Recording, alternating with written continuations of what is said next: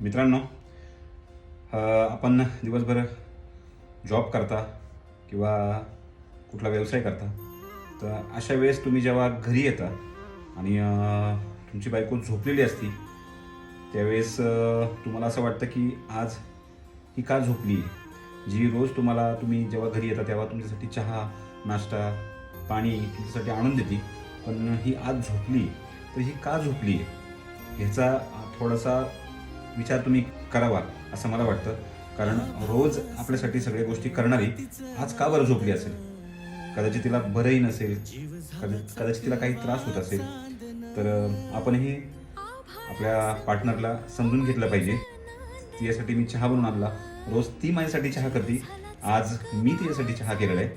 तर तुम्ही सुद्धा तुमच्या पार्टनरसाठी तिला बरं नसताना अशी काही छोटी गोष्ट केली तर तिला पण बरं वाटेल आणि समाधान वाटेल.